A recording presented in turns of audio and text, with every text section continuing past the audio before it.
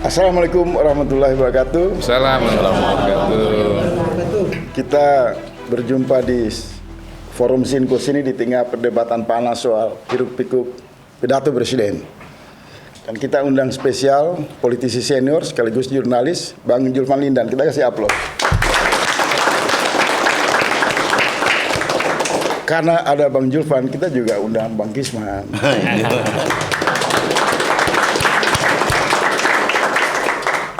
Kemudian tak kalah penting, kita undang lagi Bang Kodari. Siap. Karena yang kita bicara ini pidato presiden yang tidak berasal dari kubu sipil, tapi dari militer. Jadi setiap kata koma hati-hati kan. Terlebih banyak intisari pidato presiden membangun harapan tentang peta jalan pembangunan nasional dalam kepemimpinan 2024 sampai 2029. Tapi kalau zaman era Orde Baru itu, presiden yang juga latar belakang militer Pak Harto berpidato itu para jurnalis hati-hati melakukan tafsir dan para pengkritik itu melakukan satiran. Di tengah konsolidasi opini publik dengan sistem satu kanal, media dikuasai oleh penguasa. Nah, sekarang Pak Prabowo ini dikeroyok bahkan babak belur. Semua ucapan bisa menimbulkan pujian, tapi lebih banyak arus yang kita temukan di media sosial, hujatan, caci maki dan lain-lain. Apakah ini kosakata yang dilemparkan presiden salah atau tim di balik panggung atau tim juru bicara presiden belum mampu memetakan bagaimana membuat pidato presiden itu satu kali pidato saja kemudian dapat pujian, tidak mendapat penghardikan yang luar biasa. Dan pada beberapa pidato terakhir, presiden tampaknya di atas mimbar melemparkan kata-kata yang keras yang menyinggung perasaan para jurnalis, disebut londo ireng ya. Saya kasih sedikit ilustrasi. Bagaimana? Coba Abang, coba. Ini hati-hati saya soalnya nih. Jadi pada masa Imam Ali bin Abi Thalib menjadi khalifah, orang protes. Kenapa di zaman Utsman tidak ada protes, nggak ada demo-demo? Karena kata Imam Ali, karena aku ada di tengah-tengah mereka. Ketika aku menjadi pemimpin, aku tidak ada lagi di situ. Jadi muncullah khawarij, orang-orang protes dengan bebas dan segala macam. Itulah kondisi seperti itu. Artinya mesti Pak Prabowo pidato lebih egaliter begitu, bukan di panggung-panggung yang terlalu tinggi ya. Ini pemanasan sudah pendukung Pak Prabowo. Sudah keluar kawaris itu. Menyingkat waktu karena rekaman kita 1 jam 25 menit. Kalau ada tambahan itu permintaan dari narasumber. Jadi Bung Kodari, mungkin justru lebih baik dari Bang Zulfan dulu, dari Bang Isman dulu. Dari juru bicara presiden. Baru saya memberikan konteks. Resmi lah. Kita biar paham dulu tuh yang dimaksud Bapak Presiden ini. Gimana, kita rakyat biasa nih. Ini kan ini kan sistem demokrasi. Tiga sudah berpendapat, satu kehormatan bagi apa? Silakan Bung Bang. Baik, terima kasih. Apa yang menarik dari pidato presiden yang harus dipertahankan dalam bukan pujian tapi dukungan publik? Semua menarik. Semua menarik. Saya harus jujur bahwa saya pun dekat dengan Presiden Prabowo itu kan relatif baru. Pada suatu masa kami pada posisi yang boleh dibilang vis-a-vis. Tetapi begitu saya bertemu dengan Presiden, kemudian membaca beberapa literatur yang erat kaitannya dengan beliau, memang cara pandang menjadi sangat berbeda. Dan saya kira memang kata kuncinya sekali lagi adalah cara pandang. Pertama, kalau kita berada di tengah audiens yang langsung mendengarkan beliau, artinya mendengarkan seluruh pidato, itu pasti berbeda dengan kalau mendapatkan potongan-potongan. Yang sekarang ini memang banyak menjadi fenomena karena kita hidup di era media sosial ya. Jadi sekarang ada istilah itu clipper-clipper itu. Jadi potongan-potongan yang kemudian membuat pemahaman itu menjadi sangat berbeda. Salah satu contoh clipper mungkin yang kena clipper itu ya saya sendiri misalnya. Waktu kemarin saya ada acara perdebatan dengan Fatimah Azhara di TV One, Wakil Ketua BEM, itu saya ada potongan-potongan yang menggambarkan seolah-olah saya nggak paham bahwa di ITB itu tidak ada fakultas kedokteran gitu. Ya nggak mungkin lah saya nggak paham bahwa di ITB itu nggak ada fakultas kedokteran. Tapi konteks diskusi yang lebih panjang itu memang dilepaskan gitu loh. Jadi sehingga seolah-olah saya sebagai kepala Bakom ya bodoh sekali gitu, nggak tahu ITB itu nggak ada fakultas kedokteran. Ini klarifikasi Bang ya. Sekalian memberi contoh, Oke. Contoh konkret. Itu hanya dapat samping saja. Jadi ini contoh bagaimana dampak klip itu terhadap komunikasi publik gitu. Jadi perdebatannya itu kan berawal dari soal adanya angka 60.000 kursi kosong di perguruan tinggi. Nah itu kan dipertanyakan, ini pasti karena tidak mampu membayar, lalu kemudian negara harusnya kasih prioritas mahasiswa untuk bisa kuliah, bisa mendaftar. Uangnya jangan dipakai MBG, kira-kira begitu sih. Jadi membenturkan antara anggaran MBG dengan uang kuliah mahasiswa. Nah, kalau saya kan pasti berangkat dari data dulu. 60.000 ini faktanya apakah memang mahasiswa yang tidak bisa mendaftar ulang, Bang Isman? Faktanya nggak begitu. Saya cek kepada Kementerian Pendidikan Tinggi, ternyata dari 60.000 itu 42.000 itu kosong memang karena tidak memenuhi passing grade gitu. Ada orang mendaftar jurusan apa misalnya, katakanlah misalnya ilmu psikologi misalnya ya. Mungkin jatahnya 300 kursi, tapi yang terisi hanya 200. Karena yang selebihnya yang mendaftar ke sana juga itu passing grade-nya nggak nyampe gitu. Ya, memang di zaman saya 92 kuliah psikologi pun sudah termasuk favorit itu. Gitu. Jadi nggak semua bisa masuk. Jadi 42.000 itu karena nggak lolos passing grade. Fakta itu penting untuk menjelaskan bahwa angka sesungguhnya bukan 60.000 tapi 42.000. Yang kedua, 18.000 pun yang tidak mendaftar itu ceritanya juga bisa sangat bervariasi. Tidak tunggal karena orang nggak mampu kuliah karena nggak punya biaya. Bisa karena misalnya dia ada pilihan sekolah dinas. Bisa memang karena bukan jurusan favorit, akhirnya tidak diambil gitu loh. Ya minimal bukan jurusan pertama lah. Nah pada titik itu saya mengatakan mungkin ya Fatimah Az-Zahra ini sebetulnya dia diterima di Fakultas Kedokteran, tapi dia diterima juga di kampus yang lain. Yang waktu itu di kepala saya muncul ITB lah gitu ya. Jadi yang ITB atau kampus lain dia tinggalkan karena dia memilih yang UI gitu. Dipotong. Ya kebetulan memang hostnya nanya, Bang, di ITB nggak ada kedokteran? Ya iya, tapi itu kan ilustrasi saja bahwa mungkin dia di ITB ngambil jurusan Di pelintir ya. elektro lah misalnya begitu. Tapi dipotong adegan itu sehingga seolah-olah Kodari bodoh sekali, nggak ngerti bahwa di ITB itu tidak ada kedokteran. Itu salah satu contoh bahaya dari clipper gitu ya, mengeluarkan dari konteks. Nah, kembali ke laptop, kembali ke soal pidato, kita kalau hadir di situ mengikuti secara lengkap, berinteraksi secara langsung, maka kok ketawa sih? Ya, sebetulnya apa yang kelihatan di layar dengan apa yang dirasakan audiens itu bisa sangat-sangat berbeda tuh. Itu yang penting ya, bahwa media sebagai second hand reality itu betul terjadi itu. Kan dalam ilmu komunikasi ada terminologi media is second reality, Marshall McLuhan. Kalau nggak salah orang yang menyebut terminologi ini. Jadi kita akan mendapatkan pandangan yang berbeda. Itu yang pertama. Tapi saya mau masih sedikit. Iya. Sebagian orang mengatakan presiden punya pidato ini masih rasa kampanye. Kalau buat saya, sebetulnya yang namanya pemerintah itu memang dia selalu harus berkampanye.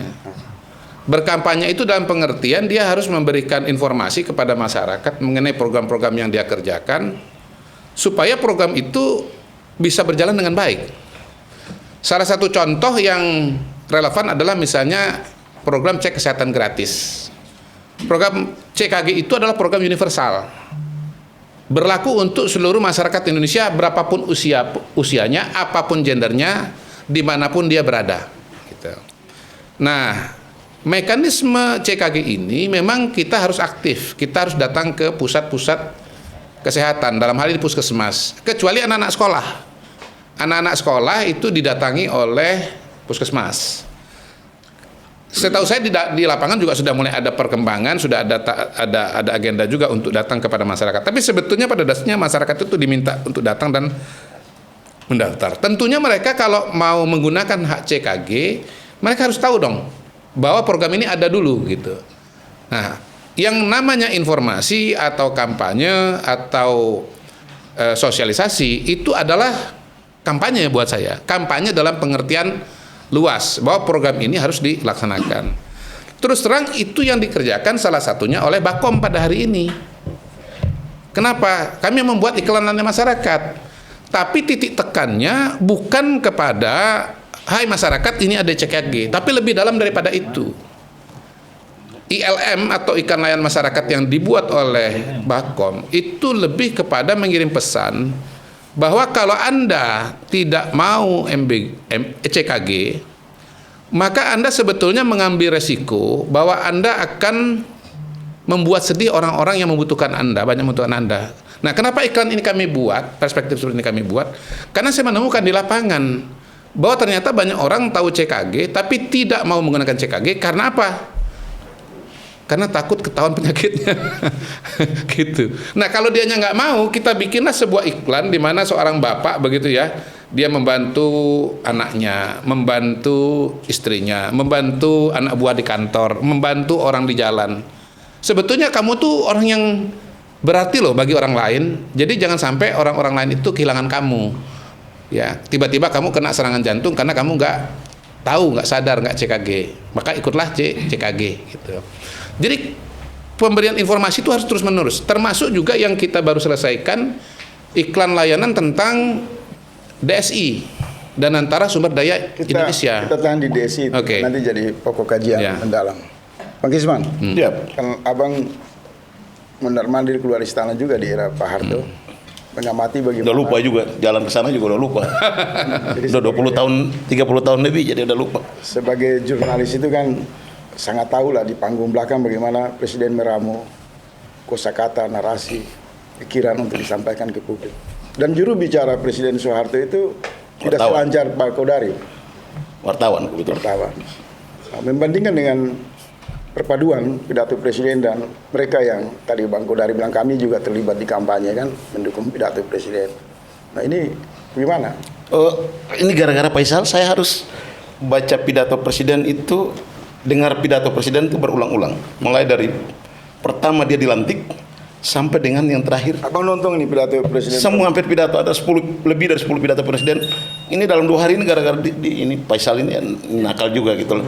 Saya harus nonton sampai ada lebih dari 10 pidato Presiden. Berulang-ulang. Tidak ada yang berbeda, Faisal. Maksudnya? Ruhnya sama. Ruhnya sama. Ya, tapi itu kenapa juga di publik yang keluar Dasmo, Londe? Oke, itu masalah gaya pilihan kata aja. Tapi ruh dari setiap pidato Presiden sampai dengan terakhir dia pidato di sidang kabinet kemarin itu. Dan PKB, abang ngintip nggak PKB? Sama dengan PKB, sama. Intinya cuma satu, dia mau bilang pertama itu dia kasih pesan buat satu anggota kabinetnya. Dia mau kasih, saya mau bantu saya ngurus rakyat, bantu saya selesaikan penderitaan rakyat, bantu saya selesaikan kemiskinan rakyat, bantu saya selesaikan keterbelakangan rakyat. Basisnya apa? Pasal 33. Ini dulu tuh. Betul. Ruhnya dari pidato dia. Betul. Seluruh pidato dia, mulai dari dia dilantik sampai dengan terakhir, itu adalah basisnya. Cuma hampir 90% dari anggota kabinet tidak memahami ini. Itu persoalannya. Yang kedua, baru dia kirim pesan oligarki. Negara ini berantakan model hari ini. Dia menjadi mencuci piring kotor. Mulai dari Pak Harto berakhir. Pak Harto berakhir dengan pertumbuhan ekonomi 7,5%, 7,1%. Saya wartawan ekonomi kebetulan. Dan sejak Pak Harto berakhir, kita belum pernah mencapai itu lagi. Setelah berakhirnya Gus Dur sempat mencapai 8% lebih. Gus Dur naik dengan pertumbuhan ekonomi minus 4. Gus Dur turun dengan pertumbuhan ekonomi plus 3,5. Jadi 7,5%. Gus Dur berakhir. Setelah itu kemari kita tidak pernah mencapai pertumbuhan ekonomi setinggi itu lagi.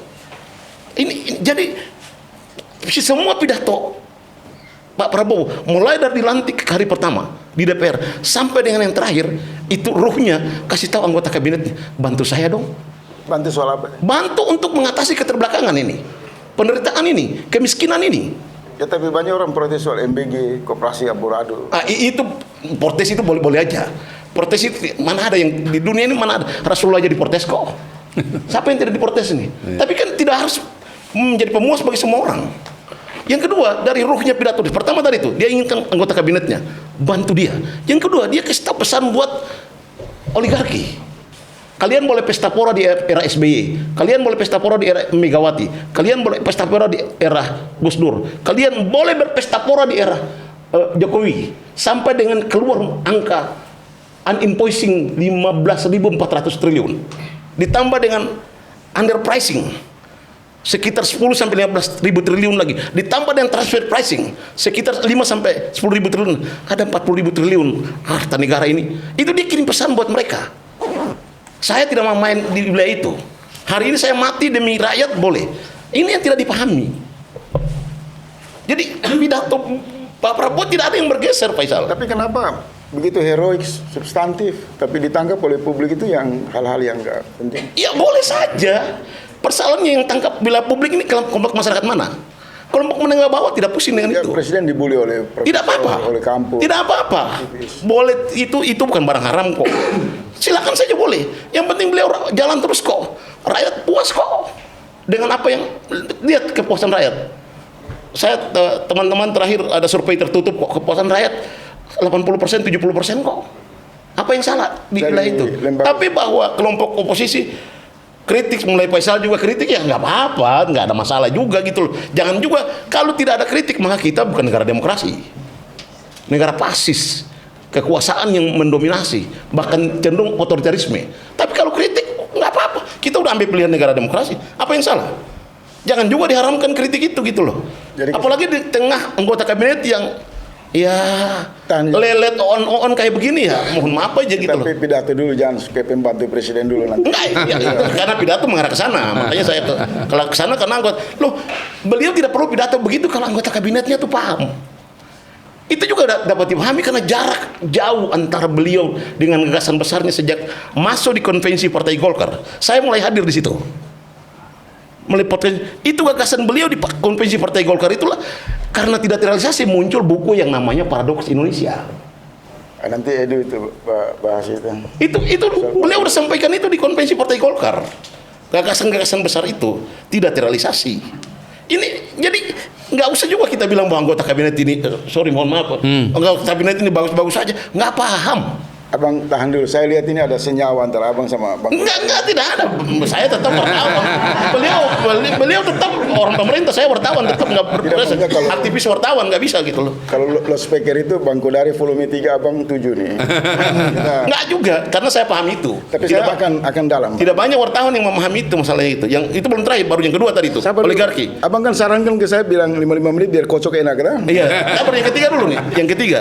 Yang pertama tadi pesan itu kepada anggota kabinet. Okay. Yang kedua kepada oligarki yang menjadi rongrong selama ini, yang menjadi shadow government, yang menjadi shadow pembuat konstitusi, yang menjadi shadow pembuat undang-undang. Pemerintah ada tapi yang atur adalah shadow oligarki ini. Baru yang ketiga, negara-negara tetangga yang selama ini menikmati keuntungan dari kekayaan Indonesia. Itu dia kasih pesan itu, memahami itu anggota kabinet bekerja di ruang itu. Ini semua pesannya ini 80 sampai 90% lebih banyak ditujukan kepada anggota kabinet. Bantu saya. Ini kalau anggota kabinet teman Faisal korupsi juga, aduh, aktivis lagi gitu loh.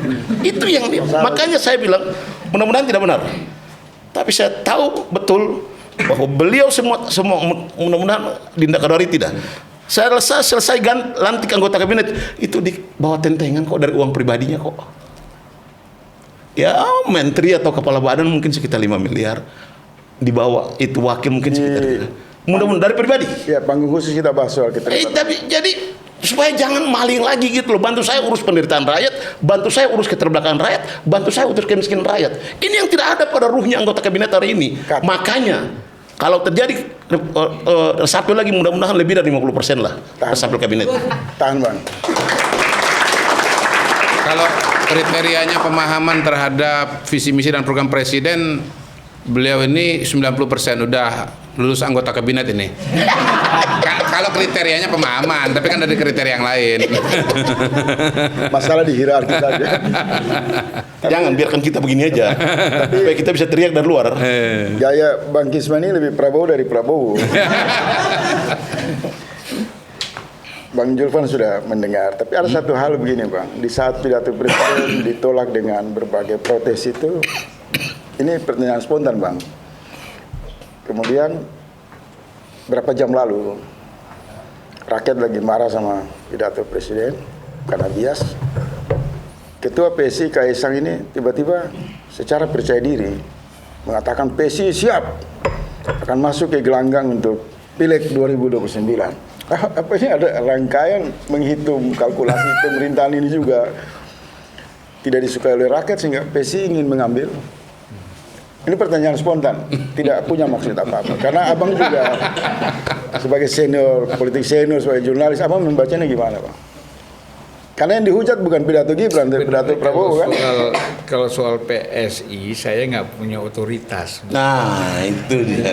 Karena saya bukan PSI, anggota pun bukan, apalagi pimpinan, kan gitu. Jadi otoriti saya tidak ada.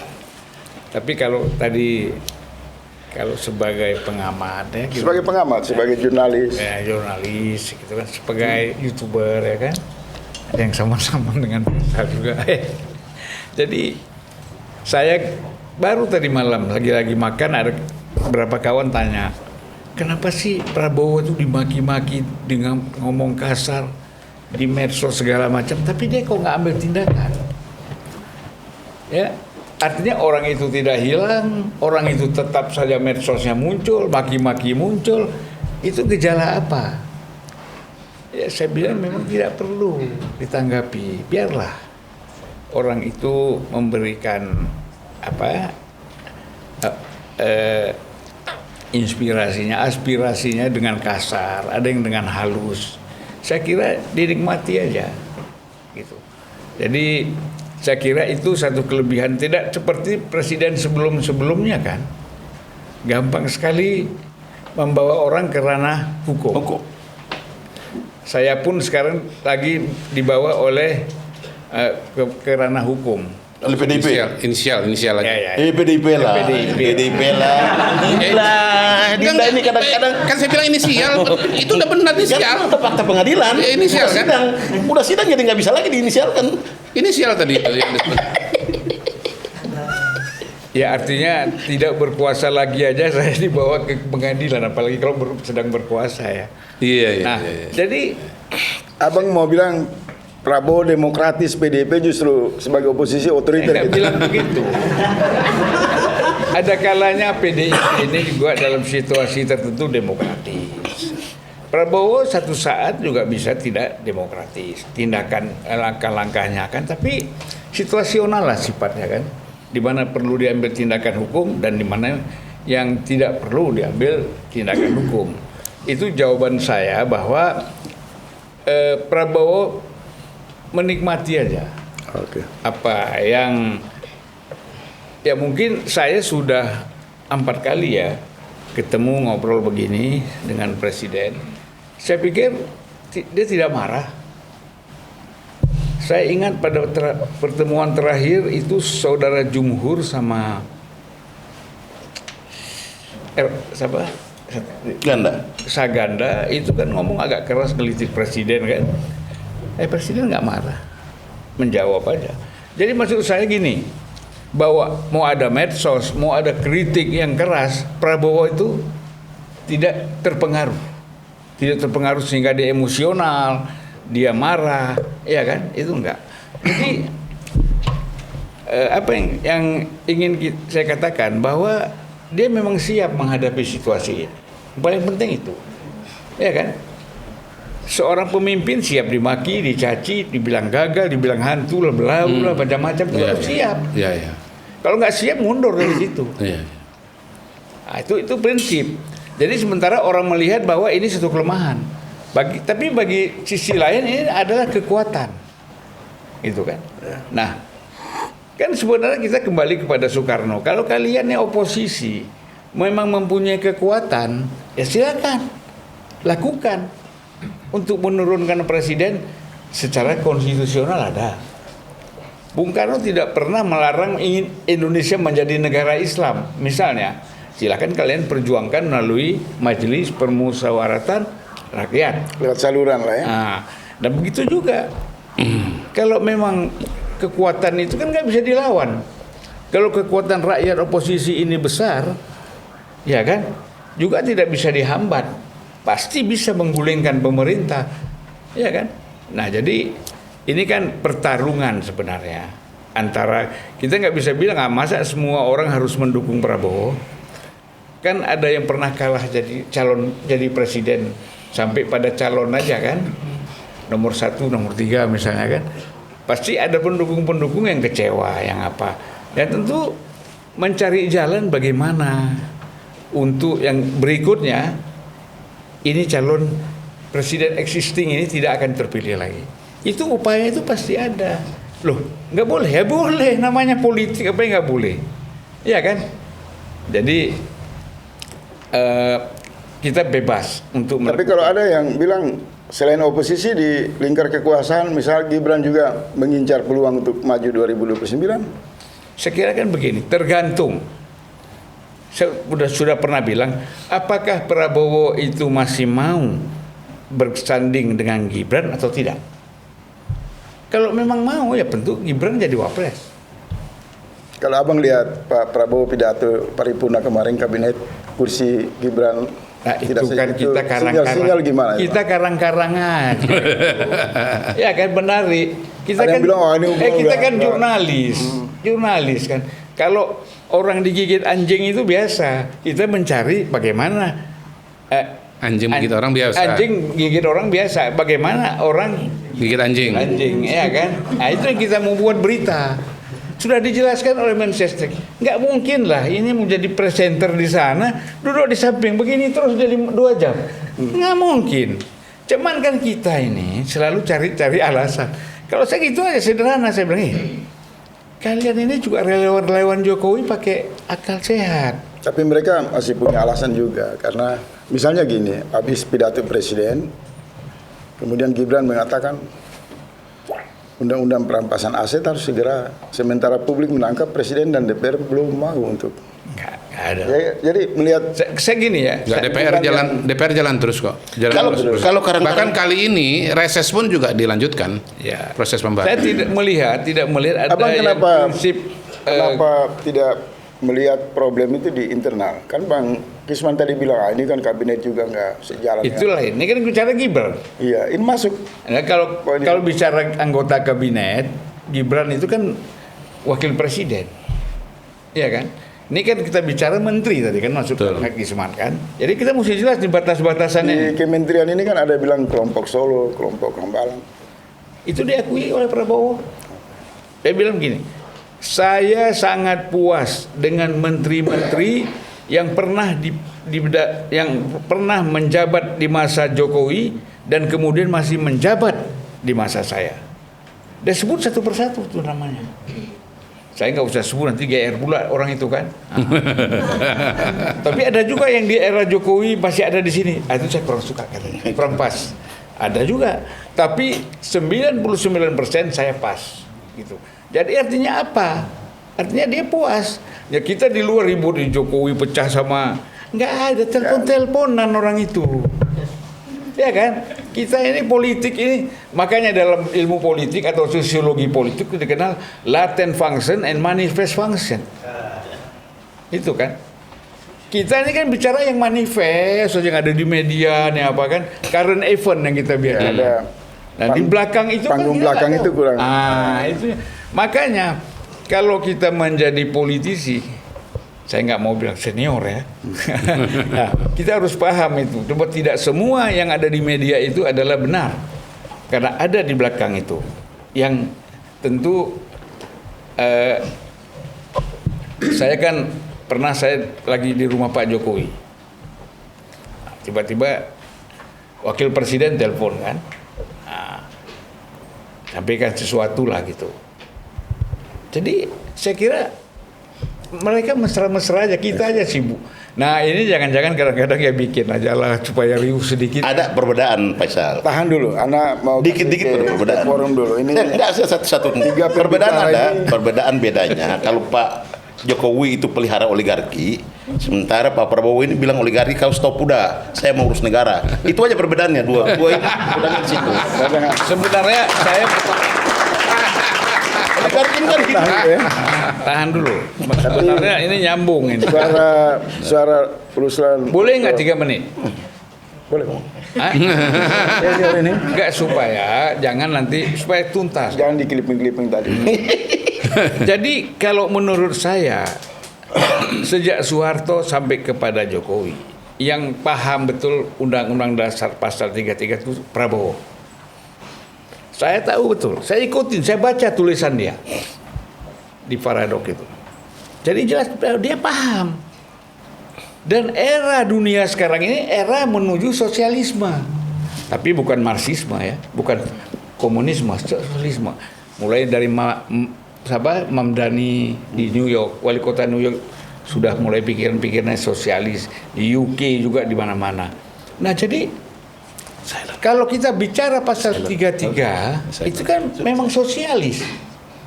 Ya, kita bilang sedikit bersentuhan dengan Islam lah. Paralel aja, tidak sama kan? Nah, jadi kalau kita bicara itu presiden yang juga ada hubungannya dengan Soekarno nggak paham. Saya kan di DPR tahu sendiri. Ketika kita ngomong pasal 33 di DPR misalnya pada saya baik pada tahun 99 maupun tahun 2014, nggak konkret itu bang, nggak jelas itu. Jadi yang jelas apa? Proyek ini berapa anggarannya? Nah, kalau bicara pasal 33 nggak konkret. Nggak mau lagi orang bicara pasal 33. Nah, Prabowo ingin menarik. Ini prinsip loh. Kalau kamu mau maju, nggak usah kamu anti oligarki, nggak usah kamu anti dengan segala macam penguasaan ekonomi oleh kelompok tertentu. Jalankan pasal 33, mereka tersingkir sendiri. Kan sistem. Oke. Ini 3 pembicara ini pasang badan nanti Presiden Prabowo. Oh, enggak juga. Enggak begitu Dengan juga. argumentasi, Mas Edu, kan Anda banyak juga mengamati ada hiruk pikuk pidato ini juga tidak sejalan dengan apa yang terjadi di lapangan. Sebenarnya sebagai dosen filsafat, barangkali kerusakan ini bagaimana nih? Apakah memang proses peninggalan rejim-rejim sebelum jadi Pak Prabowo-nya yang babak belur atau memang silakan Mas Edu. Terima kasih, Bang.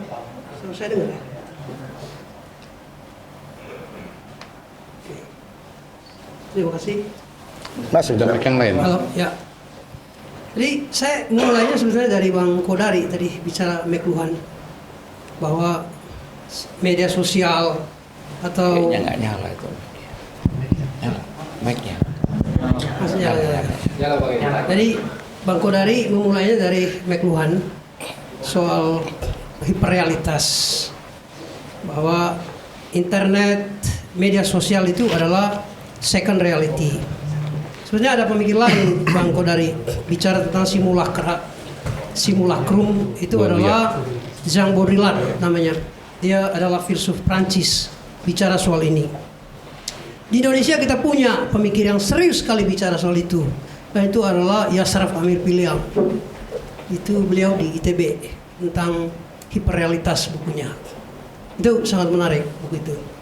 Lalu yang kedua itu dari Bang Kodari soal bagaimana pola komunikasi gitu kan, style komunikasi. Lalu yang kedua Bang Kisman bicara soal paradoks Indonesia. Saya juga sudah membaca buku itu secara serius.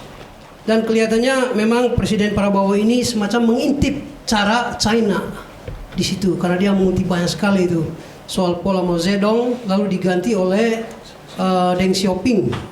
Tapi pelaksanaan yang paling utama itu adalah Zhu Rongji sama Jiang Zemin tahun 19. Sama Li Peng, trio 3 itu. Ya, tapi mulainya 98. Jadi Jiang Zemin sama Zhu Rongji yang akhirnya terkenal dengan ucapan yang cukup serius dari Zhu Rongji bahwa sediakan saya 100 peti mati, 99 buat para koruptor, 1 buat saya jika kalian temukan saya korup.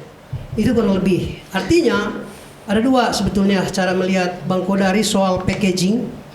bicara soal kemasan cara presiden berbicara, tapi juga ada message, ada pesan yang dibicarakan oleh Bang Kisman, kurang lebih itu. Tapi kalau ditanya mana yang lebih penting, message atau packaging? Dunia sekarang kita nggak bisa elak, dua-duanya penting. Karena itu menurut saya ada problem sebetulnya dalam pola komunikasi presiden. Jadi Bang Kisman bicara soal roh dari pembicaraan itu, kita tahu itu tentu saja karena dalam buku Paradoks Indonesia, Presiden Prabowo bicara dua hal aja sebetulnya. Satu, bagaimana menghentikan korupsi. Yang kedua, bagaimana mengendalikan kelas oligark. Bukan untuk menghapusnya, karena di dunia manapun selalu ada kelas oligark. Kurang lebih begitulah baca buku itu, cara membacanya begitu. Nah sekarang, yang sebetulnya diinginkan publik sekarang itu adalah bagaimana Pak Prabowo memadukan dua hal ini. Antara packaging, style dia berbicara dengan message-nya itu. Karena gini, contoh misalnya dari Transparansi Internasional misalnya bicara bagaimana pemberantasan korupsi kita itu mengalami backsliding itu, mundur dari kita berada di urutan 109 sekarang dari 180 negara, poinnya turun dari 37 menjadi 34. Itu artinya selama 2 tahun terakhir ini mengalami backsliding itu cara kita memberantas korupsi. Nah sekarang yang ditagih sebetulnya dari Pak Presiden adalah bagaimana beliau benar-benar fokus pada dua hal ini.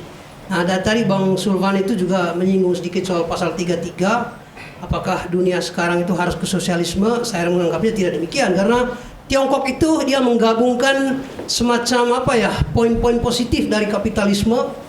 Jangan ditanya kalau peradaban ini dibangun oleh kelas kapitalis.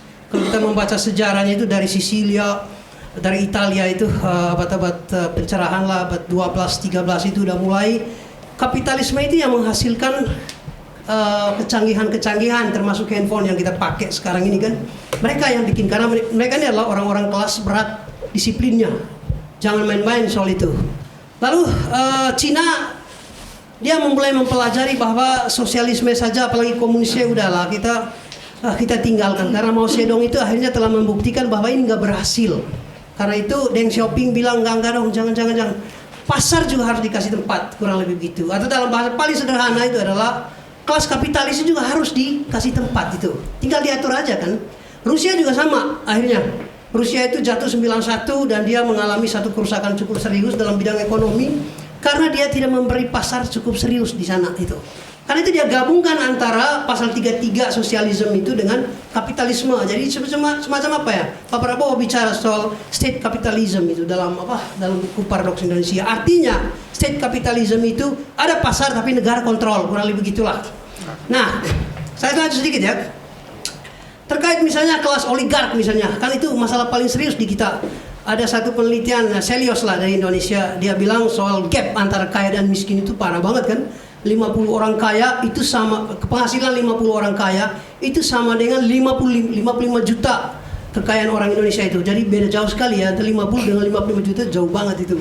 Nah ini juga sebetulnya karena mereka menganggap bahwa Indonesia itu akan menjadi republik oligark. Walaupun termin ini juga sebetulnya agak bertolak belakang antara republik dan oligark itu dua hal yang berbeda itu.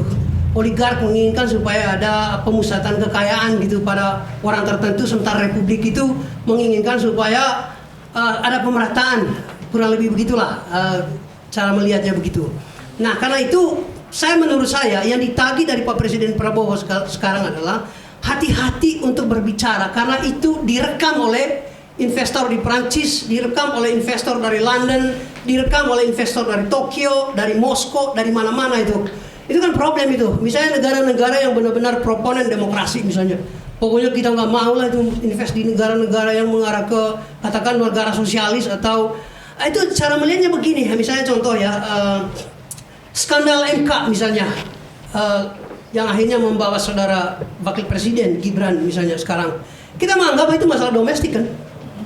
Oke, ada skandal MK itu nggak apa-apa lah, itu kan masalah domestik aja itu.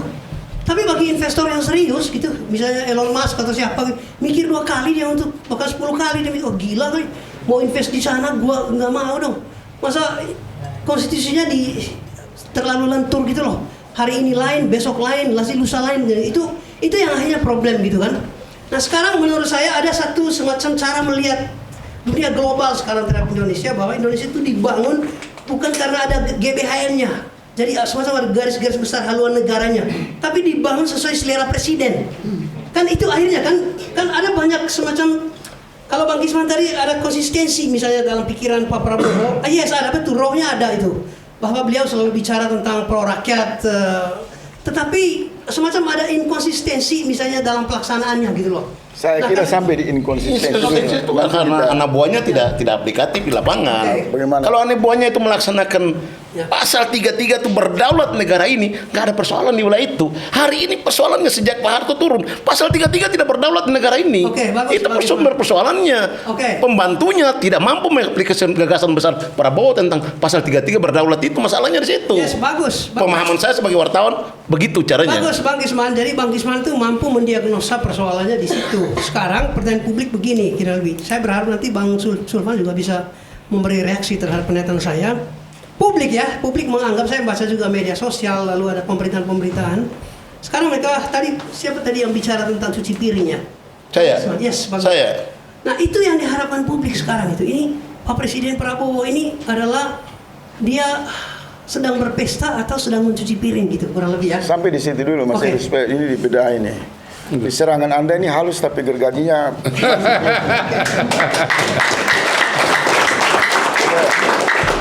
Coba Yamin praktisi hukum mana? Iya, terima kasih. Singkat Yamin ya karena udah Baik. diambil alih sama Edo nih. Oke.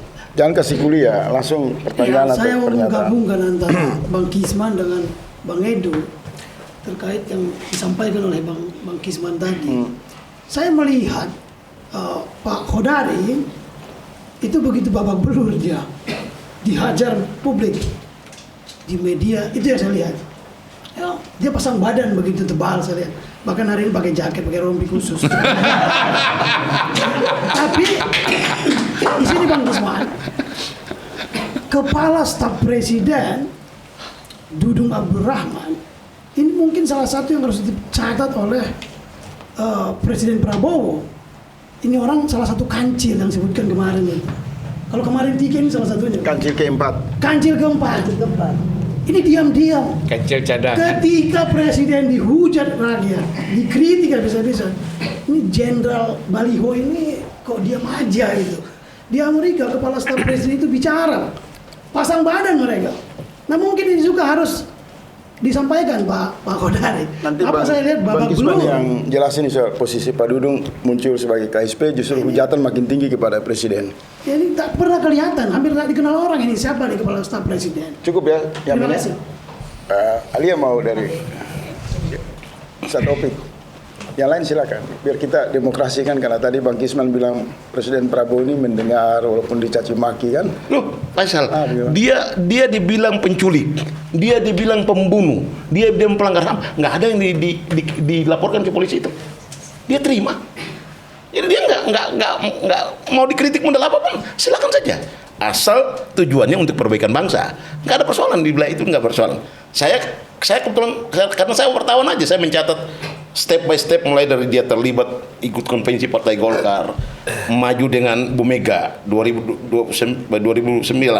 maju lagi 2 kali kalah, dicaci maki dan hujatan. Mungkin juga Pak Khodari ada di wilayah itu gitu loh. Tapi soal- Dan sama Hasan Nasbi ada di wilayah itu. Tapi tidak ada yang malah sekarang masuk di ini kok. Tiba-tiba Yamin lempar mercun ini. Enggak masalah. Enggak, sebentar. Maksudnya Pak Dudung kan fungsinya harus membentengi Presiden. Kenapa jadi pasif? Gini.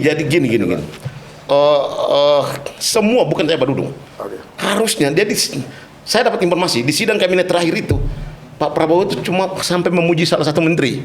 Saya kenal kabinet ini cuma enggak tahu Pak Dinda Khodari ada di sidang kabinet terakhir itu memuji salah satu menteri yang cuma saya kenal menteri itu cuma kabinet itu cuma dia.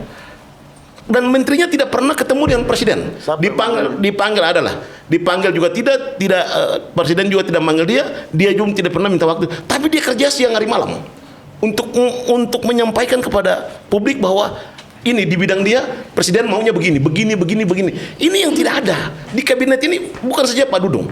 Hampir semua menteri hari ini tidak ada yang keluar bela presiden. Gimana itu Pak Kodari? Tidak ada yang keluar bela presiden. Pak Kodari Itu yang saya catat itu gitu nekat loh. mengambil posisi sebagai bakul sampah dari Tapi kemarahan publik. izin Pak Faisal, izin sebentar sedikit saya. Penting menurut saya. Kenapa? Kalau kita lihat pengalaman ya yang dicatat oleh media, Pak Dudung ini sebagai kasat saat itu menurunkan baliho aja membawa luar biasa banyaknya senjata perang itu. Saat ini posisi dia lebih tinggi sebagai kepala staf presiden. Bahkan saya hampir tak Ya, pernah melihat. cuma Adinda jangan samakan kepala staf presiden Indonesia sama dengan kepala staf presiden Amerika. Kepala staf presiden itu Istilahnya Pak Dudung itu sebagai jenderal pernah dilatih di Amerika, dididik di sana. kepala staf presiden Amerika itu adalah mensesnek di Indonesia. Dia tuh separuh daripada badan presiden. Tapi di no kita matter ini, what, ini kan jabatan yang cuma dibikin-bikin di era Pak Jokowi. Abang jangan diktator juga, dengar juga suara. Ya, ya. maksud saya begini mungkin. Ini kan harus dikaji ulang. Apakah Pak Dudung Abdurrahman ini harus diberhentikan atau dicopot atau di-reshuffle? Kalau tadi kan mengatakan berapa persen untuk di-reshuffle? 80-90% harus diresapkan. Karena ada Pak Kodari yang babak belur saya lihat. Ya tadi bahkan Ya, Enggak, hari ini enggak. tapi Enggak apa-apa Blur, masih Bapak, masih saya tahu mulus. Bapak dulu, Bapak. sekedar informasi saja, Dinda. Dulu kan Menteri Penerangannya Pak Harto itu namanya Harmoko. Itu di wartawan aja menggelar dia dengan hari-hari omong kosong. Tapi begitulah yang namanya juru bicara presiden. Badannya ya harus babak belur. Makanya ya Kadori hari ini hal biasa aja, sunatullah aja mengulangi sesuatu yang pernah terjadi. Kami di wartawan aja memanggilnya dengan Harmoko itu hari-hari omong kosong. Tapi itu biasa saja, bukan hal yang perlu kita. Jadi resiko daripada jadi juru bicara presiden ya pemerintah ya begitu babak Ya, belur. mengenai yang bicara itu tentu kembali kepada publik ya yang menilai ya. Porsinya bukan dari kita yang di dalam, tapi justru kepada publik. Yang kedua, saya terima kasih tadi dari Bang Faisal udah stop saya sampai bicara mengenai gaya ya. Sebetulnya kan saya mau melanjutkan soal substansi. Lanjut Bang. Tapi saya senang sekali karena apa yang mau saya ceritakan mengenai substansi itu ternyata diceritakan oleh Bang Kisman dan oleh Bang Edu gitu loh. Abang cari dukungan ini. Artinya apa yang ingin disampaikan oleh Presiden mengenai substansi persoalan bangsa ini itu lambat laun itu mulai dimengerti dan mulai dipahami begitu loh. Saya ngopi dulu kalau begitu. Saya senang sekali dengar cerita Dinda Edu ini tadi ya.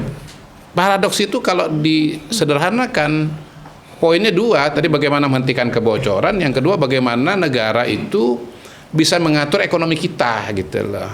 Dalam kata lain ya bagaimana bisa menjinakkan oligarki. Dan itu menggunakan antara lain pasal 33. Terus terang saya hari ini bahagia sekali. Ketimbang babak belur saya justru bangga luar biasa hari ini. Boleh tepuk tangan. Iya. Betul. Demi Allah benar. Kalau sebentar Bang. Iya, Bang. Sirkus itu buat orang semua bahagia. Gak betul ini, saya senang betul mendengar ini. Kenapa? Artinya apa yang disampaikan oleh Presiden berkali-kali itu lambat laun tuh sampai, dan itu sangat penting. Kenapa? Karena beliau ini adalah orang yang membawa paradigma baru gitu. Yang saya juga harus jujur mengakui bahwa itu termasuk paradigma yang saya pun orang yang lupa kepada pasal 33 itu. Koperasi misalnya, orang bisa cari asal koperasi itu dari mana, mengaitkan dengan bahwa kakeknya adalah misalnya ketua jawatan koperasi, bapaknya disertasinya tentang koperasi, Bekas ketua koperasi karyawan pegawai negeri. dia sendiri juga bergaul di HKTI dan yang lain. Tetapi sebetulnya koperasi itu adalah pengejawantahan dari pasal 33 ayat 1 gitu loh. Perekonomian disusun sebagai usaha bersama asas kekeluargaan.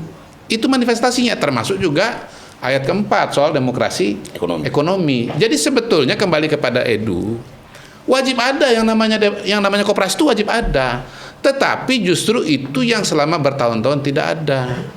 Bahkan di era presiden yang sangat powerful yang namanya Soeharto, yang mau dia bikin barang itu dari nggak ada bisa ada begitu ya. Itu yang namanya koperasi pun juga lemah sekali, hanya sekitar 3.000 4.000.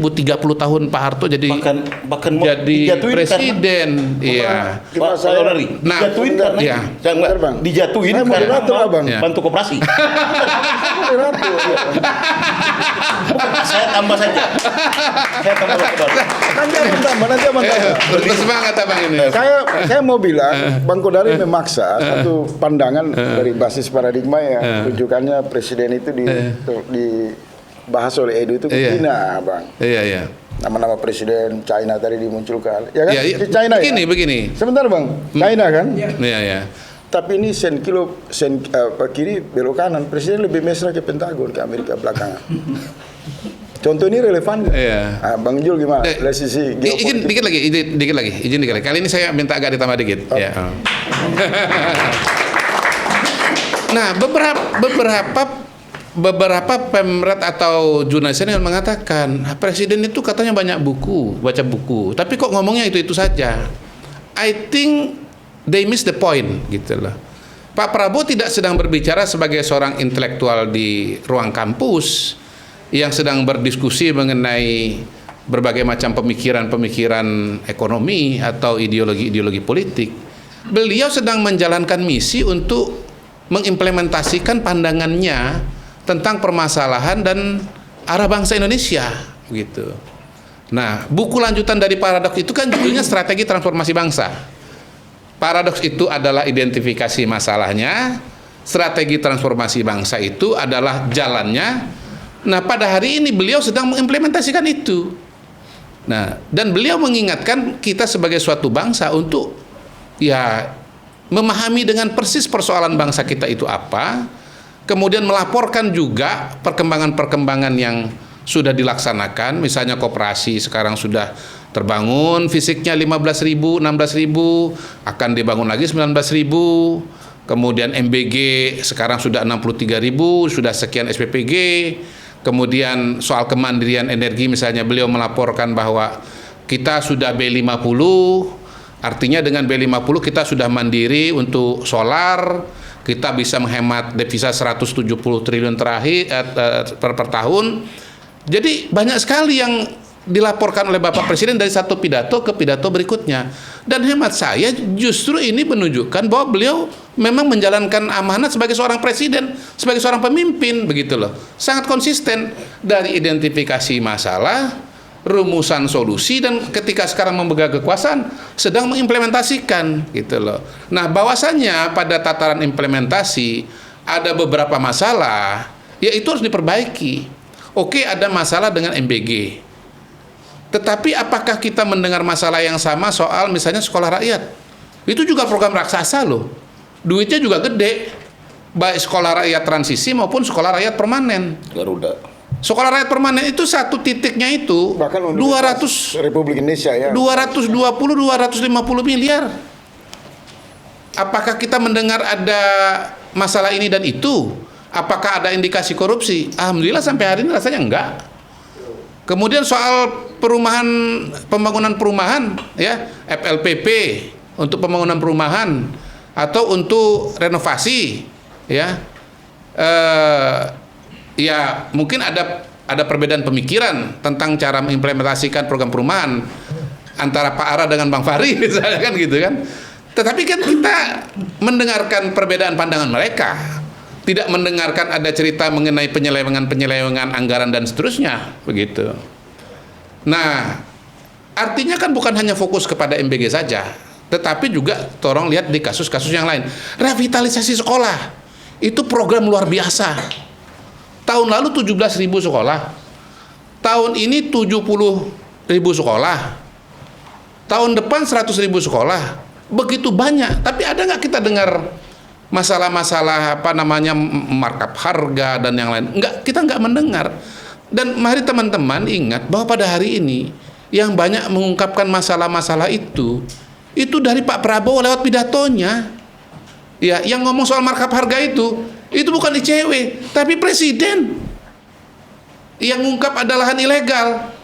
Mohon maaf, itu bukan LSM. Yang ngungkap itu Presiden Prabowo, bahkan membongkar. Yang ngomong mengenai under invoicing, mengenai transfer pricing dengan angkanya, bukan Celios, tapi Presiden. Jadi mohon maaf, pada hari ini sesungguhnya yang membongkar banyak masalah-masalah besar di Indonesia itu datang dari pemimpin tertinggi, dan itu Presiden Prabowo, dan beliau bertindak. Bahwasanya kemudian dalam soal PKH Abang ditahan supaya ini sudah dapat dukungan sedikit. ini. dari Ini orang. baru 2 menit 59 detik. Dia suka potong-potong ini. 2 menit 59 detik ya. Saya dapat Iya. 4 menit lebih. Bahwasanya kemudian soal PKH ya, kemudian ada salah satu personelnya punya masalah hukum, itu tidak menutupi prestasi, ya, menutupi prestasi kelembagaan dan tim, bahwa ada 6 juta hektar lahan sawit ilegal yang sudah ditarik kembali untuk negara. Jadi Bapak Presiden Prabowo ini adalah solusi. Nah, mungkin solusi dari Presiden Prabowo ini menimbulkan ketidaksenangan, menimbulkan gangguan dari kalangan-kalangan tertentu tadi itu, yang disebut oleh Edu tadi itu. Oligarki lah sebetulnya. Kalangan oligarki itu yang melakukan perlawanan baik secara terbuka maupun secara garis memutar, begitu. Oke, makasih. Ini cocok ini jadi koordinator kampanye Prabowo 2029. Karena lebih tematik ya kan. Kalau program itu dibahasakan oleh juru bicara presiden, sudah pasti dipolis bagus. Bagus. Ya kan, apalagi pendukungnya Bang Kis. Enggak juga, Ya, Sal. saya mau ke Bang. saya mau ke Bang Iya, Gil. Bang, silakan. Ini kan Mas Edo ini agak nakal. Sengaja menarik Cina ini sebagai satu contoh, dan kemudian sebenarnya sindiran di balik itu. Presiden tampaknya lebih ragu-ragu untuk memperkuat hubungan dengan presiden. Dengan Cina. Dengan Cina. Cina. Dengan Cina. Dan beberapa kebijakan internasional itu terbaca. Misal resiko-resiko untuk pro Iran, pro Islam, ya kan? Presiden ragu-ragu. Ini juga Oke. bagaimana, Bang?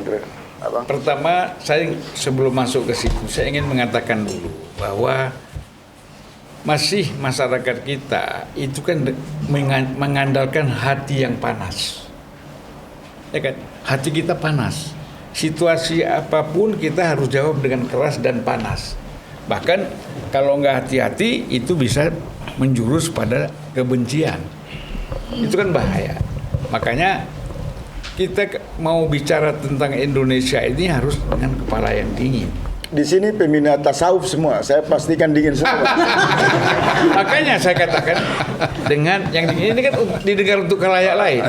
Kalau di sini nggak perlu dengar lagi, ya kan?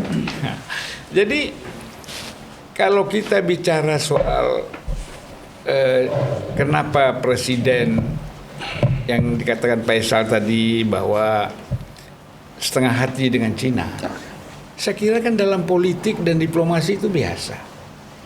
Ini kita harus menggunakan teori dialektika di dalam diplomasi kita, yang selama ini diplomasi itu loss. Ini kan dialektik. Ya, presiden hati-hati ya. Dialektik, ya kan? Kemarin saya ke Cina, apakah serius ini ke Amerika? Sementara presiden Indonesia sekarang ada di BRIC misalnya. Ini semuanya saya kira jangan kita melihatnya secara Paralel. lurus, ya kan? Harus kita lihat nih politik ini dalam menghadapi geopolitik dan macam-macam itu memang perlu. Ya. Saya sendiri bisikan sama presiden 3 hari sebelum dia tanda tangan BOP, sebelum berangkat, saya bilang, Pak, jangan datang ke Iran ya. Saya bilang, Oh, jadi bocoran nih abang yang gosip-gosip yang dengar dulu. Alasan saya bahwa Trump itu nggak senang kalau Bapak ke Iran. Udah pasti digulingkan. Dia jadikan nanti seperti Maduro. Jadi jangan. Negara kita gonjang-ganjing. fundamentalnya belum kuat. Nah, apa kata presiden? Terima kasih mas, kan gitu. Ya kan? Saya terus terang aja. Kasihan juga, bukan kasihan Prabowo aja, kasihan Indonesia kalau terganggu. Padahal abang penggemar Iran ya bang ya. Kemudian 2 hari sebelum perang saya sudah mendarat di Iran. 2 minggu selama perang saya ada di Iran. Rudal itu di atas kepala kita, di atas hotel kita. Ya kalau saya kan biasa-biasa aja. Walaupun bukan tentara kan lihat rudal itu biasa kita kan. Ya kan? Namanya kita udah ada doktrin mati syahid. Kan? Jelas. Iya, itu kan lebih jelas kan. Jadi maksud saya bahwa kalau tadi yang dikatakan soal Deng Xiaoping mau gagal, terus Deng Xiaoping mengambil 4 langkah untuk membangun Cina, ya. Salah satunya adalah keterbukaan. Yang ketika dia bilang keterbukaan, menerima modal asing, itu seluruh jenderal pimpinan Partai Komunis menangis. Wah, kita akan jadi negara kapitalis. Tidak, kata Deng Xiaoping. Kendali tetap di Partai Komunis. Itu kita harus lihat. Ini kan bukan kalau kita bicara bukan strategi umum mereka menjadi kapitalis. Coba lihat. Anda tahu BYD? BYD itu adalah milik seorang ahli teknologi listrik. Karena dia meminjam uang kepada bank negara terlalu besar, kata nggak bisa bayar, kata Xi Jinping bilang apa? Jadikan itu BUMN. BYD itu BUMN. Lain dengan elektrik yang lain. Yang dipakai Kodori itu kerjasama dengan VW atau Swedia misalnya, kan gitu. Jadi murni itu tidak kerjasama sama siapa-siapa, itu adalah. Nah, jadi ini menunjukkan bahwa state government itu memang jalan keluar di Cina. Kalau di sini kan bingung, dibikin nih Danantara, kan, mengumpulkan state company, BUMN kan. Tapi kan bagaimana strateginya, roadmap-nya, jalannya seperti apa? Kan nggak ada. Kita nggak lihat tiba-tiba presiden bilang kita mau likuidasi ini anak-anak perusahaan BUMN A, B, C, D yang di sana mengalami kerugian. Jadi saya kira secara teknis, misalnya begini, karena kita bicara Cina ya, bicara Cina itu sangat strategis programnya. Pertama sekali Deng Xiaoping itu bilang 30%, tadi kan 100% seluruh Cina itu milik pemerintah. 30% swastakan di Beijing. Tapi 70% di Shanghai 70%. Kenapa? Itu daerah dagang. Jadi ada taktik dan strateginya bertahap. Sehingga BUMN di sana itu betul-betul bisa bersaing dengan, apakah ada swasta? Ada. Ya kan? Ada. Buktinya mobil listrik itu swasta. Pabrik baja swasta ada. PLN swasta ada. Semua ada. Tapi porsinya dibagi-bagi. Saya kan capek di DPR misalnya dulu bilang, kenapa Krakatau Steel itu bisa rugi? Kenapa? Proyek pemerintah, bayangkan aja, Krakatau Steel kalah bersaing dengan swasta. Kan lucu. Kalau di Cina enggak. Pokoknya proyek pemerintah harus BUMN. Kalau swasta, BUMN tidak boleh masuk. Itu harus semua swasta. Jadi itu ada diatur gitu loh. Kalau kita mau bicara pasal 33 nggak diatur bagaimana? Tidak cukup dalam konstitusi, tidak cukup dalam undang-undang, tidak cukup kita pidatokan. Tidak berhenti dalam konsep, tapi pelaksanaannya harus tegas. Oke, Bang Jil. Terserahlah misalnya mau ini tersinggung, mau ini. Gak ada urusan. Negara itu, pemimpin itu harus tegas. Terima kasih Bang Jil.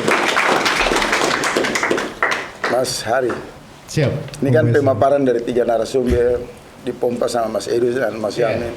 Ini terlihat di atas meja harapan terhadap konstruksi pidato presiden ini, konsolidasi nasional, strategi, bunga-bunganya indah sekali. Tapi ada juga isu kan. Sebenarnya dari awal presiden, Saya mau nanya karena anak aktivis, saya mau nanya. Muncul juga isu dari pintu masuk pidato yang tidak memberi rasa simpati kepada publik ini juga muncul isu, kita gulingkan Presiden Prabowo, tidak akan sampai 5 tahun. Apa sekejam itu atau gimana? Silakan. jadi kalau mau saya cerita di awal pidato presiden yang menarik. Singkat karena adalah- waktu kita udah Ya, terbatas ya, brother. Pertama adalah ikan busuk dari kepala, dan ini dibuktikan hari ini. Kasus BGN, kasus APH itu jadi bukti. Artinya, tadi saya sepakat dengan apa yang diutarakan Bang Kisman. Sebentar lagi nih 2 tahun nih pemerintahannya Prabowo. Pilihannya adalah Bang Kodari ya, mungkin bisa disampaikan pesan presiden. Karena presiden sudah capek mungkin bicara, tapi tidak dieksekusi oleh pembantunya. Reshuffle kabinet atau Prabowo akan terhempas. Gimana? Reshuffle kabinet atau Prabowo akan terhempas. Pilihannya itu. Bang Julvan bilang presiden memuji kabinet ini solid. Wah. Bang Kisman juga bilang solid. Itu kan sebenarnya sebuah ujian buat kabinetnya. Mampu tidak mempraktekkan atau menyambut apa yang diutarakan presiden. Hari ini kalau kita bicara umum, siapa sih paksi di presiden yang hari ini di gerbong presiden? Media juga udah mengungkap kok. Ada kelompoknya Safri, ada kelompoknya Dasko, Adidas orang sebutnya, anak Didi Dasko lah atau apalah. Ya kan, Kapolda, kader politik Dasko kan gitu. Binda misalkan, binaan Dasko kan gitu. Itu sering disebut di media. Belum lagi kelompok Hambalang Boys, belum lagi kelompok Kemang, yang kita bisa sebut adiknya sendiri kan gitu. Terus apakah orang-orang ini yang banyak bermanuver atau apa ya kan? DPR juga, saya lihat hari ini DPR fungsi untuk 3 fungsi sebagai pengawas, sebagai legislasi, Tapi bagaimana anggaran. supaya presiden pidato satu waktu itu mendapat dukungan dari semua kekuatan tanpa ada perbedaan? Artinya Apa yang sebenarnya dasarnya? pidato presiden ini adalah sebuah strategi yang diutarakan keluar agar juga dia juga mendapat dukungan publik. Persoalan siapa yang memantik menjelekan presiden, saya pikir itu adalah bagian dari juga 4 orang yang ada di lingkaran presiden sendiri tadi, yang selama ini media sebut, gitu loh. Ya misalnya kasus terakhir adalah, saya cuma berharap kasus persoalan hukum yang presiden bicara dari awal, ikan busuk dari kepala ini terbukti. Artinya jangan main-main dengan saya. Saya akan buka semua dan silahkan publik untuk mengawasi. Sebenarnya itu. Silakan Bang Kisman. Ini sudah masuk Iya. poin ini agak Saya kembali lagi pada ngeri-ngeri laptop sedap juga ini. Kembali pada laptop pada pidato acara kita hari ini. Ya Bang, ini di luar ini parameter kemarahan publik terhadap pidato presiden dan ada suara yang mulai muncul, kita gulingkan aja, turun ke jalan. Gimana Iya. Bang Kisman? Ini delusi atau memang kenyataan? Saya ingatkan lagi. Setelah kasus Aceh, Iya. presiden itu rapat kabinet, Bang Kadari, keluar kasih lagi bahwa saya belum pernah komunikasi dengan Bang Kadari, Adinda Kadari. Iya, belum pernah. belum. Baru hari ini kita baru dapat. Iya. Telepon-teleponan saling tidak tahu. Iya. Bahwa kalau ada pendapat yang sama, bukan karena kami berdua komunikasi. Itu dulu. Tapi balik lagi, Faisal. Setelah kasus bencana alam, Abang punya nomor handphone? nggak punya. Bang Kodari nggak punya? Nggak punya. Ini supaya kasus bencana alam Aceh dan Sumatera itu presiden rapat kabinet, di layar dia tunjukkan pasal 33 ayat 1 bunyinya ini. Pasal 33 ayat 2 ini. Apa maknanya, Faisal? Bahwa beliut banget ini menteri-menteri tidak paham misi besar presiden tentang pasal 33.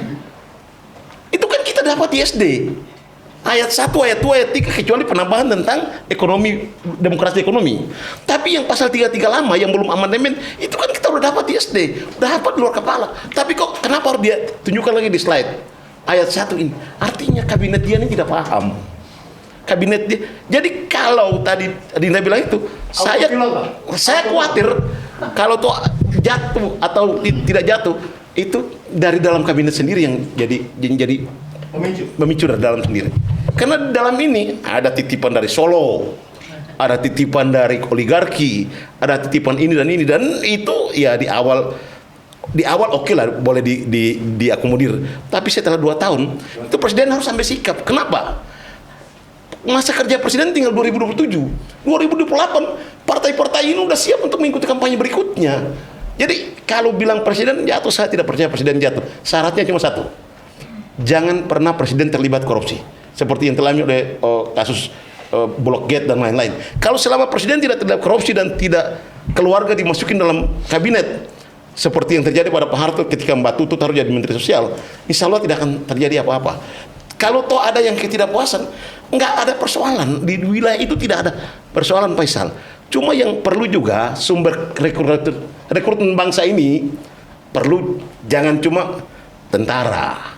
Jangan juga cuma Tarnos, jangan juga cuma Hambalang Boys. Ada 4 menteri yang saya garis bawahi, 4-5 menteri, itu jangan menteri coba-coba. Karena dia sangat menentukan nasib perjalanan bangsa ini. 1, Menteri Hulu. Menteri Hulu itu apa? Menteri Ketua Bappenas. Itu di awal Orde Baru. Bahkan Bung Hatta pernah megang Kepala Bappenas. Karena Karena ini menteri hulu yang presiden itu mau jalan 5 meter lagi dia harus sampai di sini. Itu yang menyiapkan menteri hulu, menteri ketua Bappenas. Makanya di awal Orde Baru, Pak Wijoyo Niti Sastro, Ali Wardana, BJB Sumarlin, Habib Saleh Afif, itu orang-orang top semua. Baru setelah itu program, sekarang ini yang gue lihat, saya lihat ini menteri ketua Bappenas ini boleh dibilang nggak capable lah untuk merencanakan rencana besar seperti itu. Yang kedua, menteri mengurus menyiapkan anggaran, menteri keuangan. Ini menteri juga jangan menteri cuma pintar matematika aja, harus menteri tahu tentang rencana besar presiden ini apa. Baru setelah itu satu lagi, yang ketiga, menteri seknek. Di era Pak Harto, saya kebetulan sering temani menteri ke daerah. Begitu ditelepon sama Pak Darmono atau Pak Murdiono, itu walaupun kita kunjungannya masih 3 hari lagi, segera balik. Karena dialah dapur yang kalau ini peraturannya, kepresnya mana, peraturan pemerintahnya mana, inpresnya mana, itu ada di Mensesnek. Ini jangan juga menteri coba-coba. Baru pengawasan terhadap itu di 2 instrumen.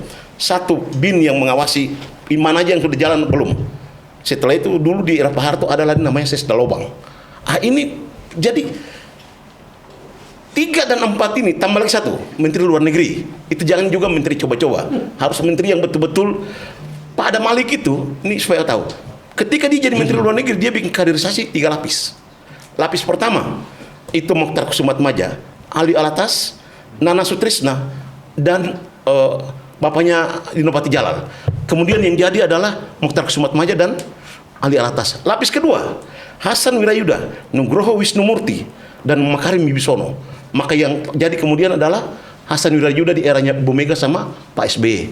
Lapis ketiga, Martina Talegawa dan Dinopati Jalal. Maka yang jadi kemudian adalah, jadi ini jangan, ya mudah-mudahan reshuffle ini ke depan kita perlu second kabinet. Maka di 5 sampai 6 kementerian ini jangan menteri coba-coba lagi. Jangan juga sekedar Hambalang Boys, jangan juga sekedar Tarnus, jangan juga ini kritik ini Pak Adinda Kadori. Iya. Paknya kalau kepala staf ini berbicara. Saya lihat bukan kritik, tapi ini bocoran ini. Saya wartawan dari dulu nggak berubah, Kisman dari dulu nggak berubah. Begini aja, salah bilang salah, benar bilang benar. Sebenarnya 4 menteri coba-coba itu mungkin masuk daftar. Nah bukan, saya lihat ini di era Pak Harto.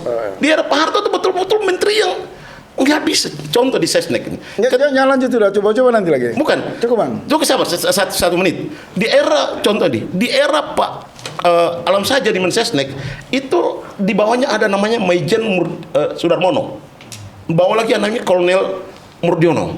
Ketika Pak Alam Saja pindah jadi menteri Kesra, itu naiklah Maijen Murdiono Sudarmono jadi Mensesnek.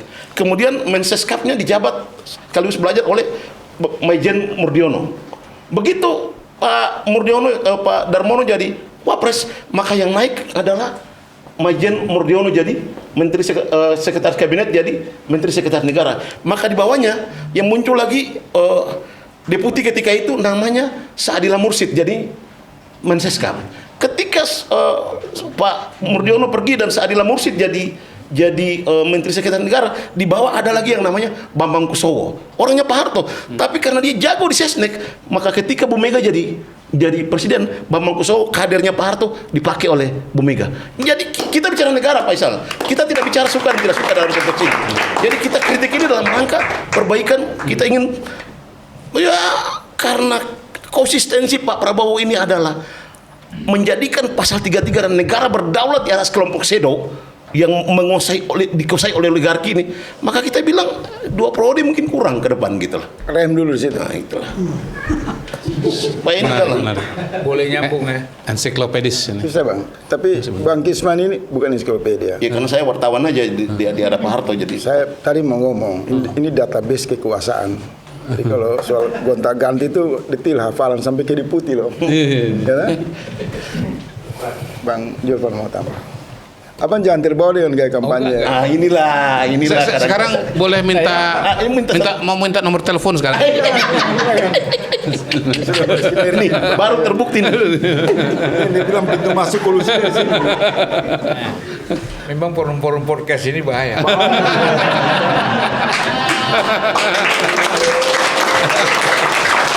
Jadi Tapi saya mau kasih abang. Ada substansi kepentingan politik di balik silaturahim. Tadi kan abang bilang jangan bawa curiga, kita sufi semua kan. Ya. Bang, ini kan kalau lihat kemesraan Bang Kisman dengan Bang Kodari ini kan. So ini baru kasih nomor Baru telepon kasih nomor. mesra kau aja. Nggak ada namanya. Inilah curigaisen aja. Itu baru mau dimasukin nomornya. Nggak muncul. Baru mau dimasukin nomornya. Nggak muncul. Tidak pernah ada komunikasi. Jangan waktu pilpres. Jangan bukan karena sama-sama HMI, enggak juga gitu loh. Enggak juga.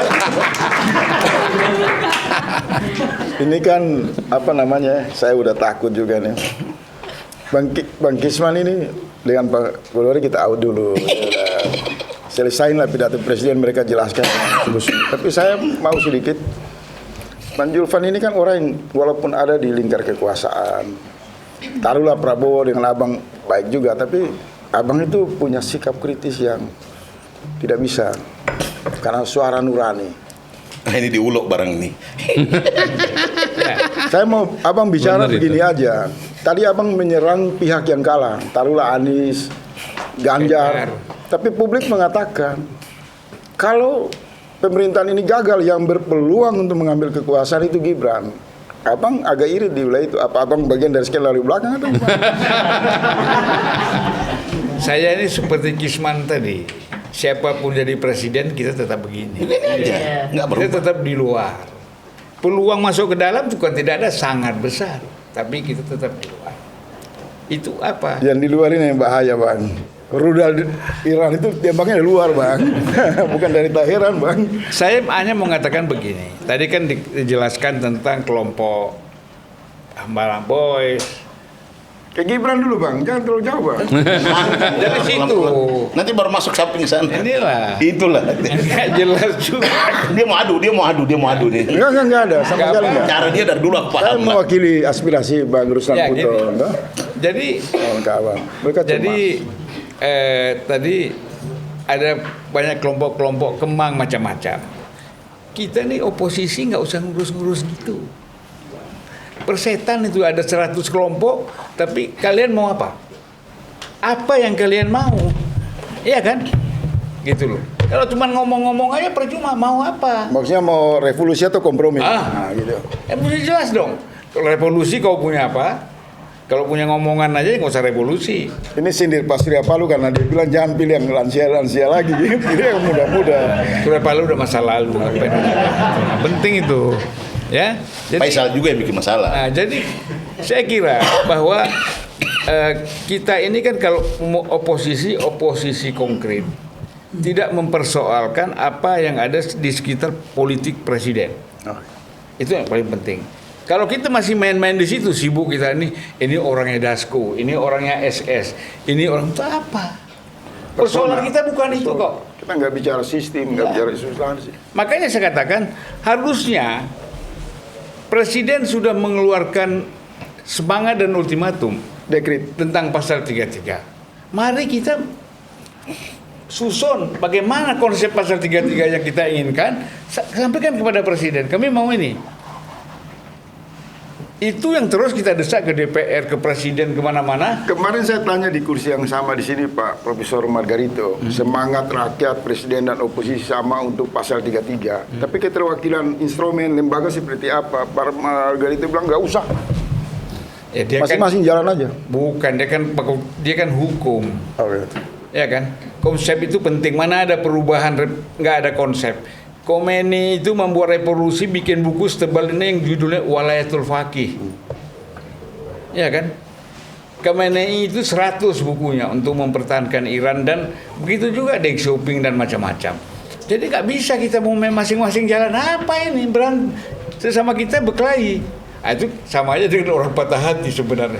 Alah udahlah, kita nggak usah kumpul, jalan aja kau masing-masing. Tidak bisa, sinergi harus ada. Gimana kalau usulan ini kita sampaikan ke Pak Gibran dan kemudian pendapat publik itu bisa ditampung? Saya Gibran. Wakil presiden juga kan dipilih oleh rakyat. Jangan saya dianggap itu presiden, Bang. ini saya 4 kali ketemu Gibran dan ngobrol. Ya daripada kita bicara dari jauh-jauh ya kan, akhirnya caci maki segala macam. Saya melihat bahwa dia paham masalah, ngerti masalah, Cuman dia juga tahu bahwa saya bukan presiden, saya wakil presiden. Dia ceritakan bagaimana berita-berita Bloomberg, CNN, BBC, semua dia kasih. Dia clippingnya dia kasih sama saya. Ini Pak persoalan kita. Saya kira soal MBG kan udah jelas sikap dia seperti apa. Jadi gini, dia bilang, apa saya harus ngomong terus terang tentang sikap saya ini ke publik? Oh jangan. Anda lebih pantas, Anda lebih pas, bukan pantas. Lebih pas Anda dianggap pelangap-pelong. Anda wakil presiden. Sikap apa yang mau diumumkan, Bang? Hah? Kasih bocoran lah sikap apa, Bos. Nggak ada. Persiapan pilpres atau apa? Nggak ada. Saya pokoknya ikut. Bahkan dia bilang saya bukan PSI. Dan saya tidak akan masuk PSI. Nah jadi ini kan lebih jelas kan sikapnya gitu loh. Bahwa dia memang ikut mengalir apa kata presiden.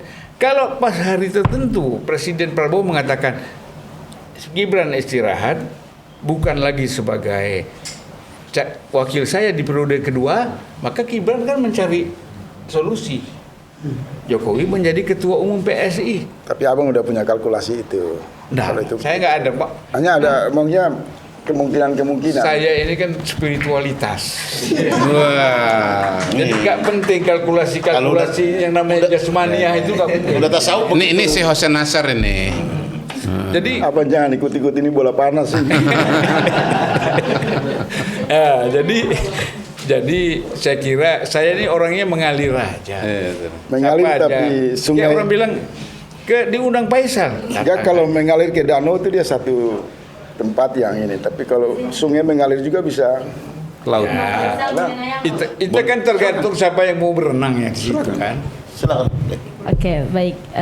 Terima kasih sebelumnya Ini pendukung kesempatan. Gibran atau Prabowo? Oke, terima kasih sebelumnya kesempatannya buat saya perwakilan dari mahasiswa gitu, mahasiswi. Perkenalkan nama saya Tusvia, biasa dipanggil Via. Oke. Tapi bukan Via Valen ya, Bang. Izin tadi kan pembahasannya sangat menarik ya. Kita bahas pemimpin kita hari ini gitu kan. Terlepas dari pidato, kemudian pemimpin dan Indonesia tentunya. Berbicara persoalan Indonesia, teman-teman mungkin kehadiran narasumber hari ini itu membahas rumah kita sendiri gitu kan. Nah, ibarat kita rumah ya, rumah kita kotor gitu kan. Nah, kotor ini tentunya kita sebagai pemuda, mahasiswa hari ini tuh perlu membereskan yang kotor-kotor itu tuh, ya kan. Tentunya di forum hari ini kita pakai AC tapi rasanya panas gitu kan. Sampai yang kemarin terakhir ditangkap hari ini sampai tidak pakai apa namanya itu? Rompi ya. Kira-kira begitu teman-teman. Nah, Indonesia ini kan negara hukum ya kan. Korupsi nomor 1. Sebelumnya Assalamualaikum warahmatullahi wabarakatuh teman-teman. Selamat malam. Mungkin ada satu pertanyaan aja karena di waktu ya. Presiden tadi kan kita membahas di sini itu pidato Bapak Kamu kita. berdiri biar kamu jangan gugup. Kamu berdiri. Orasi aja nggak apa-apa.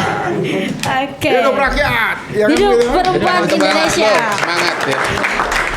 Jadi teman-teman kita Apa membahas pertanyaannya? Indonesia hari ini. Tanya aja.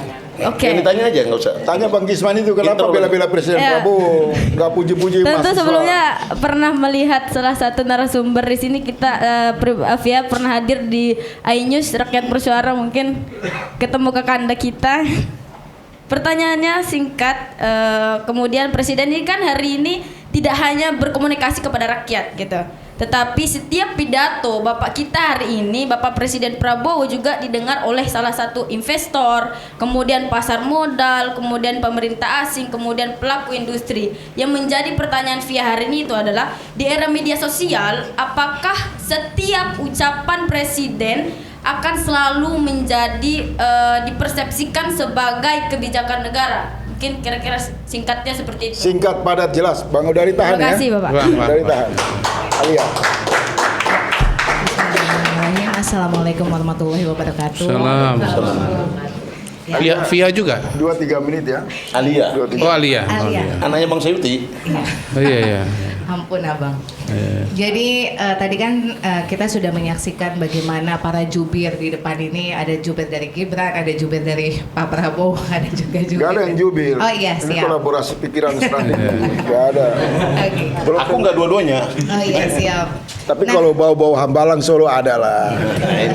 ya, agak sedikit memantik karena memang kalau kita berbicara tentang apa yang disebut pemerintah hari ini dengan segala turbulensinya, pasti dalam 2 tahun pertama pasti itu akan terjadinya turbulensi, itu pasti kita harus mengakui adanya gitu. Siapapun pemimpinnya, ketika ada pergantian pasti ada pergantian pemain, dan pastinya juga terjadi dinamika yang sangat amat luar biasa karena memang di kepemimpinan setiap pemimpin yang baru naik pasti peta arah berubah, dan di situ pasti ada turbulensi yang sangat besar, dan ini yang harus dipahami dari teman-teman sendiri, khususnya para akademisi-akademisi di luar sana, karena banyak sekali pemberitaan-pemberitaan yang di luar dari konteks apa yang dimaksud dengan kepentingan pemerintah hari ini.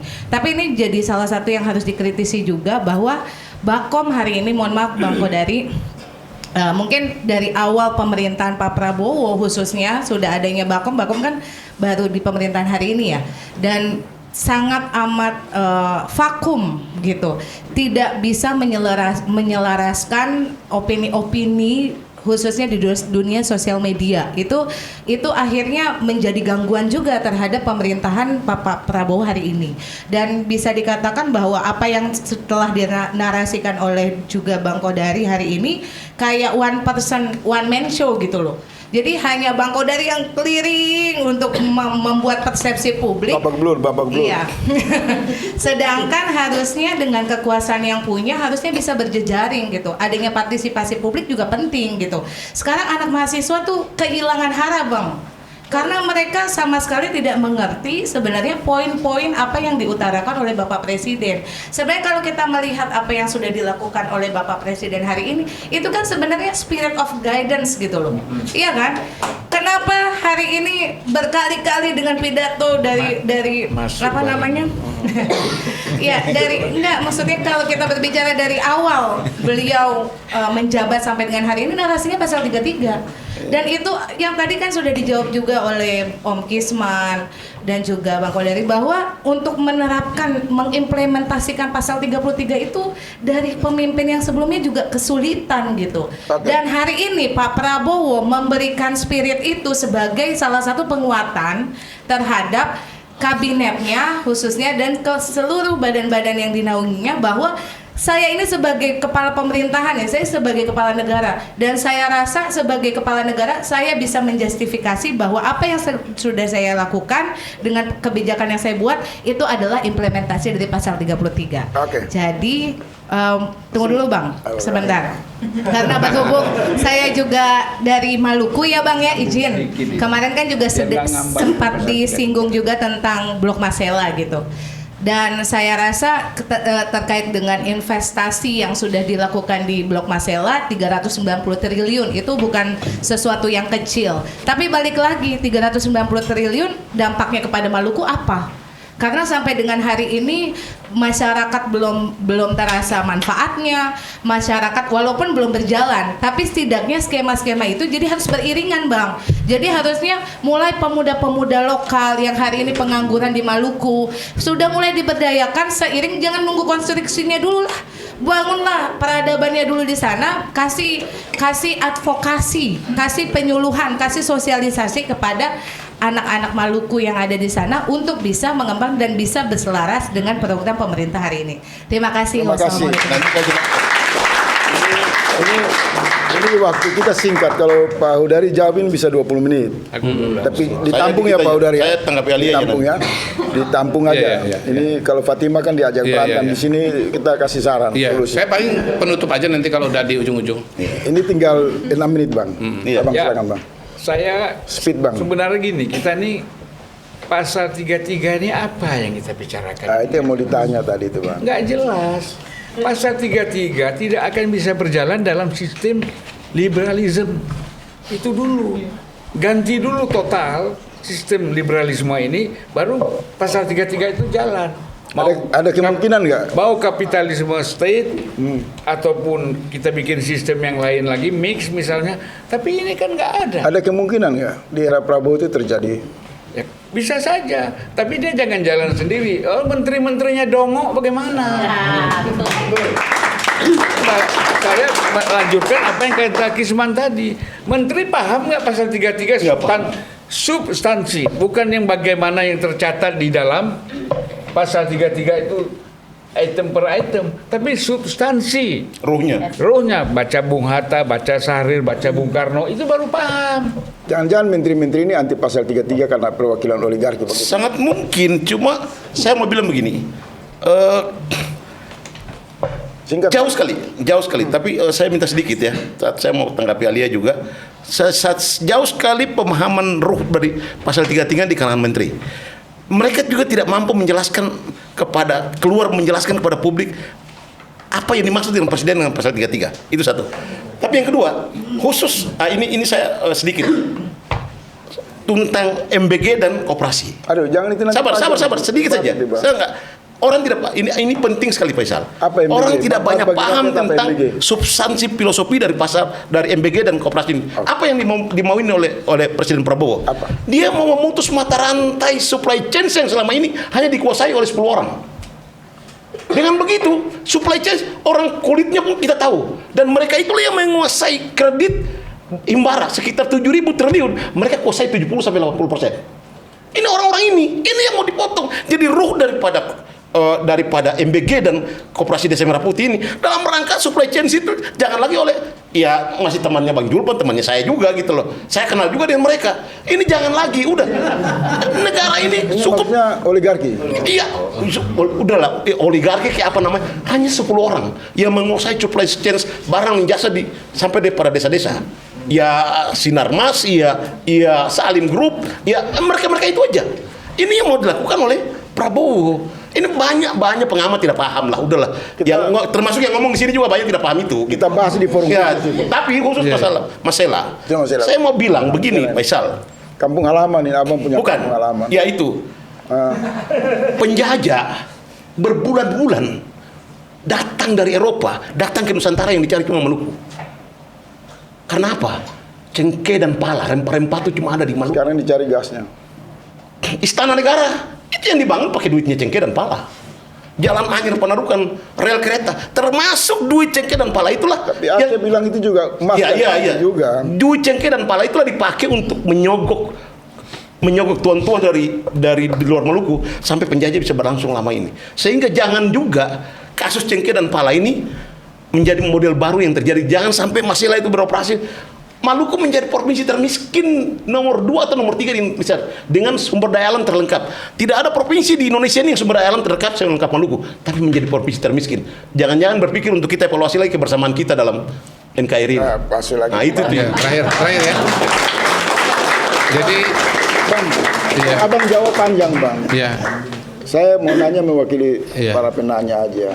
Sumber daya tersedia di luar kekuasaan sangat banyak. Bagaimana Bakung kemudian mengakomodir itu dalam satu kepentingan konsolidasi nasional? Iya, pertama yang dikerjakan oleh Presiden Prabowo itu sudah sangat banyak ya. Dan karena itu kami ingin agar semua instrumen, semua KL, semua kementerian lembaga mampu menyuarakan apa-apa yang sudah dikerjakan sejauh ini, dan kami buat jadwal setiap hari.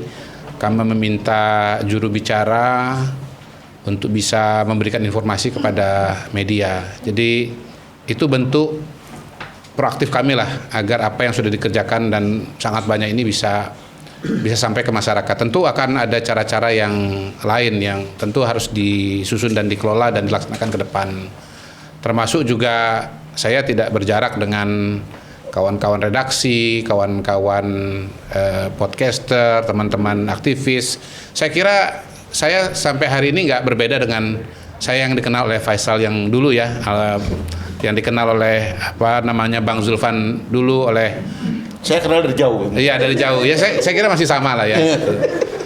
Tapi mungkin begini, kembali kepada topik. Kan topik baru lagi. Iya, enggak kembali kepada topik. Kembali kepada topik kita di depan. Saya ingin mengatakan begini. Sekarang yang marah pada pidato Pak Prabowo itu siapa? Coba tanya nanti kepada Bang Kisman. Yang dipidatokan oleh Presiden itu kan satu, bagaimana meningkatkan pendapatan petani, nilai tukar petani. Sudah dikerjakan. Ketahanan pangan, ya, bagaimana bisa memproduksi beras melebihi kebutuhan bangsa kita. Menghapus kredit macet. Sudah dilakukan. Menghapus kredit macet. Menghapus kredit macet di awal pemerintahannya. Melakukan perbaikan sekolah. Tahun lalu 17.000, tahun ini 70.000 lebih. Tahun depan 100.000, tahun depannya lagi 100.000, tahun depannya 100.000. Meningkatkan gizi anak-anak Indonesia supaya kualitas kesehatannya dan IQ-nya meningkat.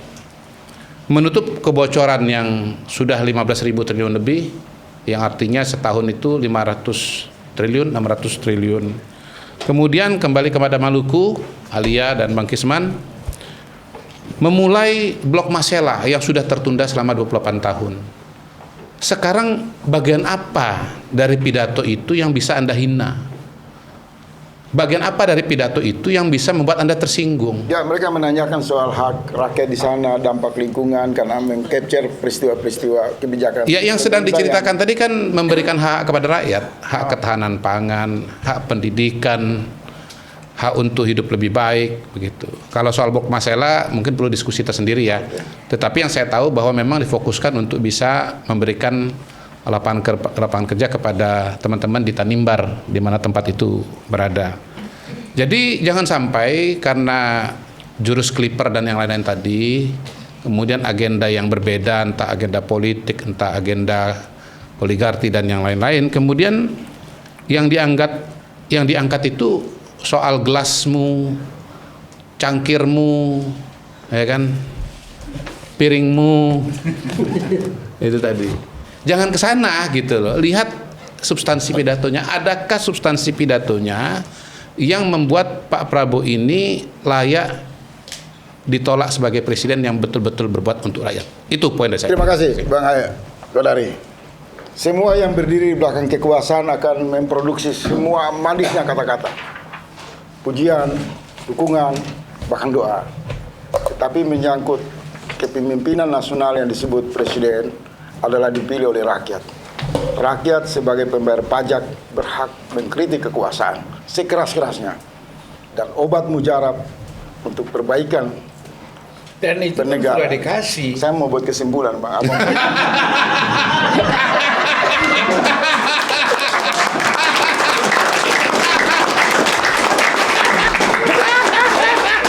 Kita potong juga, jangan sampai kesimpulannya salah. Ya. Bisa saya lanjut dong. Nanti saya puji-puji juga. Dan saya lanjutkan lagi. Kritik keras rakyat kepada Presiden Prabowo adalah obat yang sangat mujarab bagi kesehatan bernegara. Tetapi masalah bukan pada oposisi dengan Presiden Prabowo. Selalu dan selalu muncul di ruang publik. Mereka melihat pertarungan ada di lingkar kekuasaan. Semoga Pak Prabowo bisa membaca itu dengan jeli.